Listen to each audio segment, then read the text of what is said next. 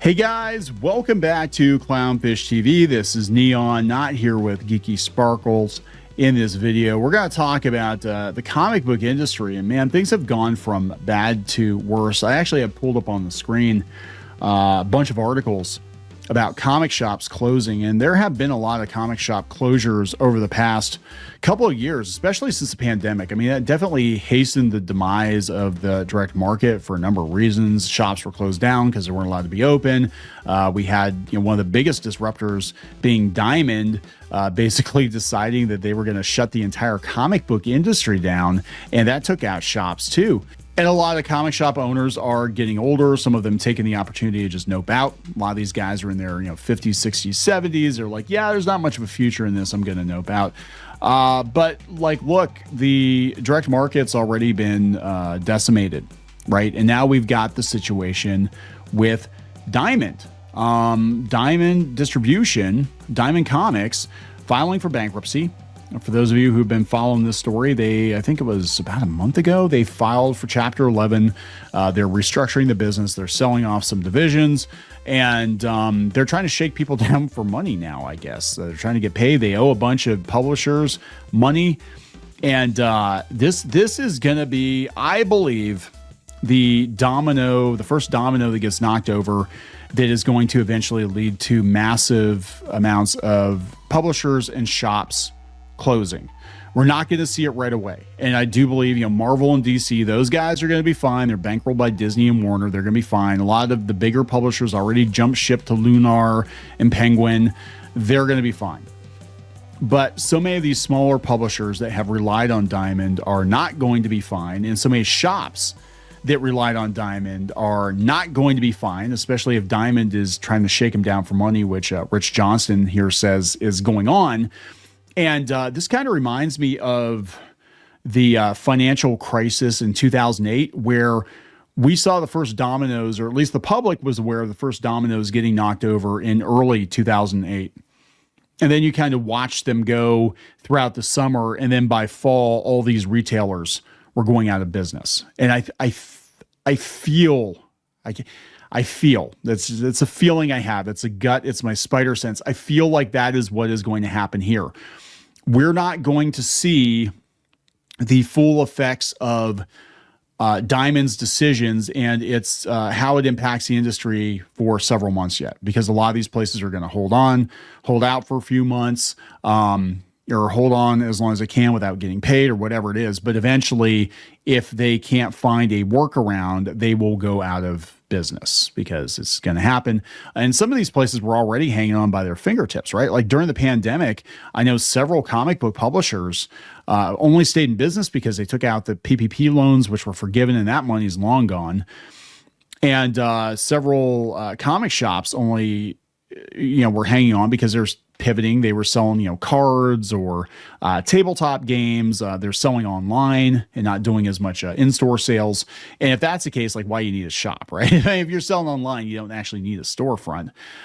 So let's talk about this. This is the long tail. And when we say the comic book industry is going to end, or that the American comic book industry is going to implode, I'm being very clear. We're not talking Scholastic. They're fine. We're not talking Viz. They're fine. And Marvel and DC will be fine. I mean, they're in definitely in a diminished state from where they could be or where they were. But they're propped up by Disney and Warner Brothers, and they have an alternative distribution plan. They're fine. We're talking everybody else. And, we did a video a couple weeks ago talking about IDW. IDW probably is going to go out of business. They're even their own people are like, we're going to go out of business. We need that money from Diamond.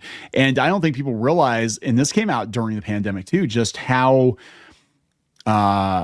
embedded into the industry, every aspect of the industry Diamond is. Diamond is basically the bank of the comic book industry. And again, kind of like what happened with 2008 financial crisis. Once some of the big banks started to fold, everything else fell into place. So before we get into it any further, please subscribe for more pop culture news, views, and rants. Guys, if you're not getting notifications, please go out to clownfishtv.substack.com. That's clownfishtv.substack.com. Sign up for notifications. Every time we post a new video, you will get an email about it.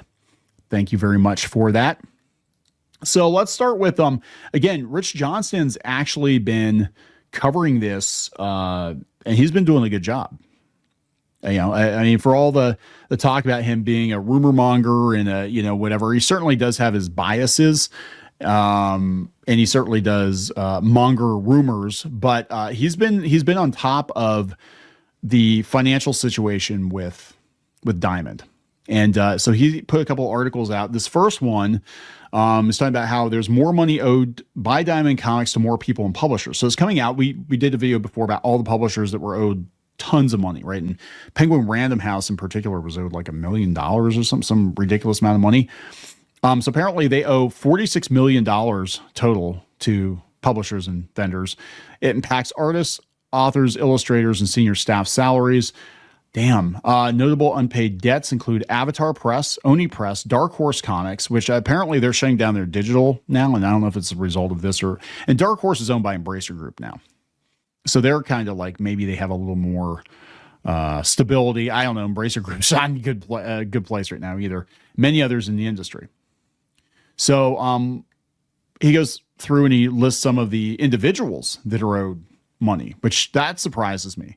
He said there are some authors and illustrators who are owed money and may have been working on freelance projects for Diamond. Fantasy author Adam Novak is owed $1,500. Horror artist Adrian Aguilar is owed $41.82.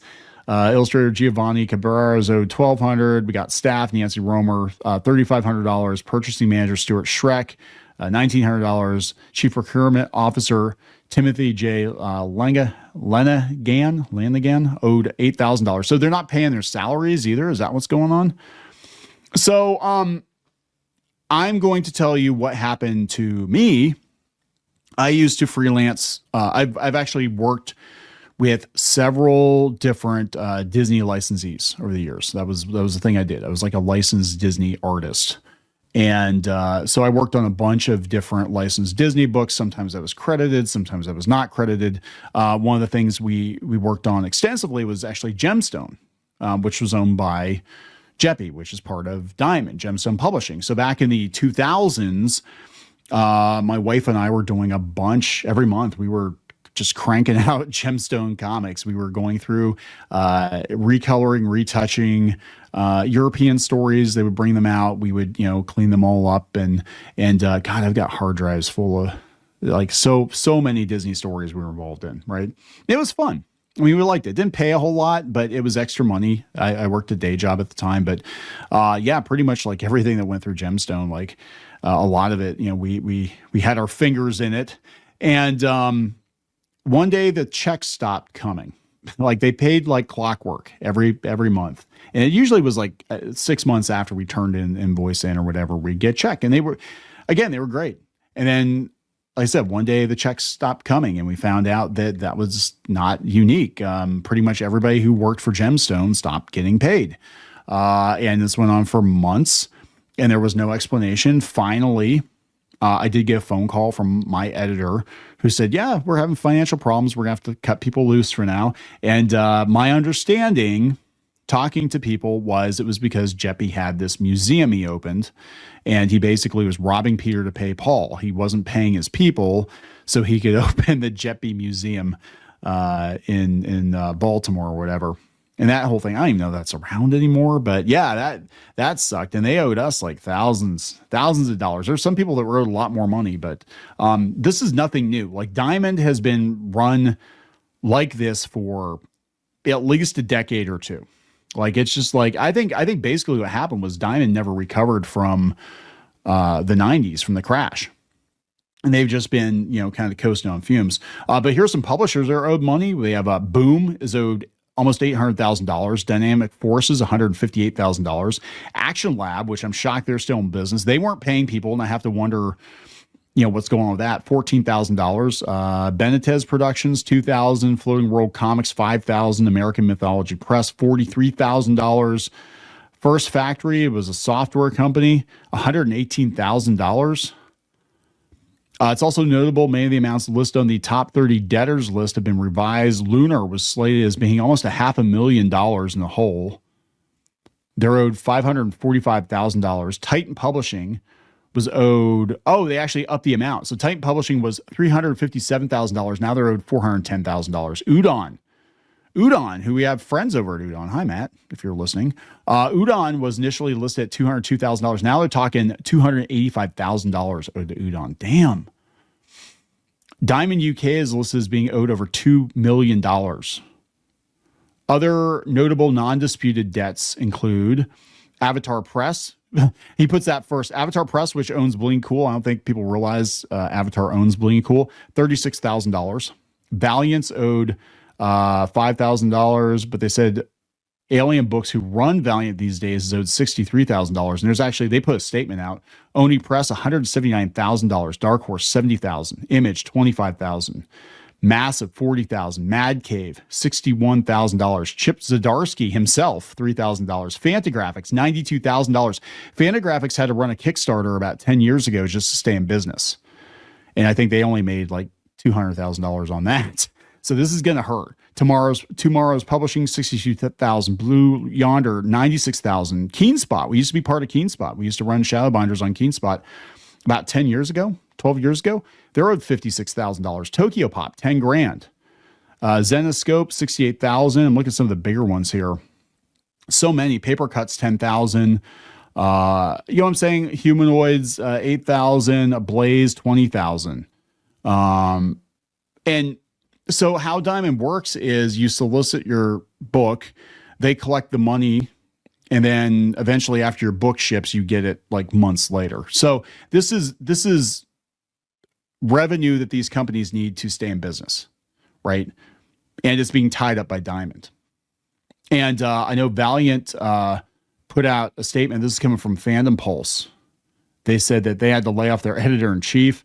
And was it Alien Books put this statement out? They said, we're preparing a new release schedule for our single issues as we explore alternative distribution options to comic shops. Graphic novels and manga scheduled for February and March will be shipped to stores from Diamond with no expected delays. We encourage everyone to support local shops.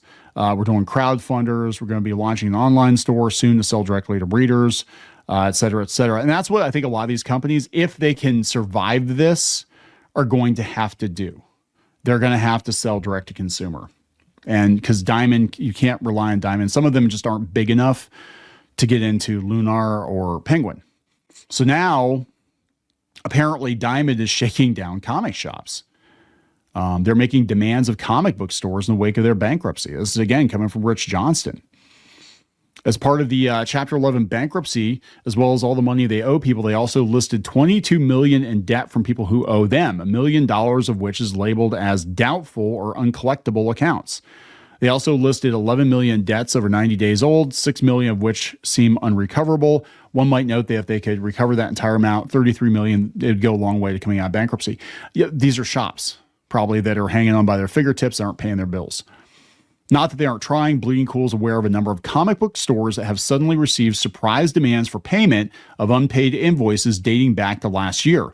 However, when retailers go and look, they can find no such invoices. Interesting. With thousands of dollars being asked each time, there may be a little separation going on. It's no wonder no one from Diamond was at the retailer event Comics Pro in Glendale, California this past weekend. Yeah, I can imagine if they're sending invoices to comic shops. Brian Hibbs said that Diamond and Steve Jeppe specifically are acting as the bank of the direct market. That actually came out during the pandemic, that they float loans to basically to shop owners. I mean, if you're a shop owner and you're buying from Diamond, you're basically a franchisee. You're basically buying your McDonald's buns from McDonald's HQ, right? And then you just pay the tab later. They said that they've been saving and protecting the great mass of retailers again and again and again, floating them inventory, letting them go for several months, probably without paying their bills. What that means is that Diamond has allowed comic shop retailers to run up debts while they organize and reorganize themselves without calling in those debts until the store is able to pay them. As a result, they've been on the hook for many times when a comic book store has gone bankrupt. It seems that those days are over, and Diamond Comic Distribution would like their money, even if they're not entirely sure who owes them what. So this is what I'm talking about with the dominoes falling over.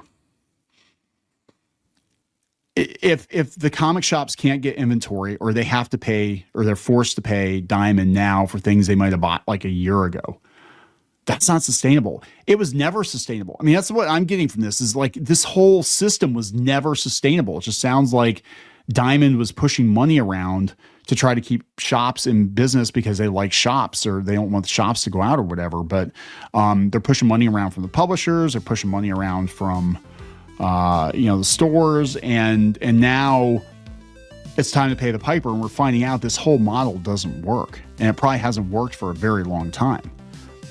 So all the dominoes are going to fall over. And what we're going to see, I believe, later this year, maybe not right away, but later this year, is I think we're going to see a lot of publishers go out of business, smaller publishers. We're going to see a lot of comic shops close. A lot of comic shops. The only ones I think they'll stay open are the ones that have pivoted to other merchandise and tabletop games and, cards, or they just sell back issues or whatever. But they're not going to be able to get new inventory from Diamond. So it is a very scary time to be a publisher. It's a very scary time to be a shop owner. This does not mean comic books are dead as an art form. It does not mean that people who publish outside this system are going to be adversely affected. I don't think they will be. But comics, as we've known it for the last several decades, that system, it's done. It's over. It's done.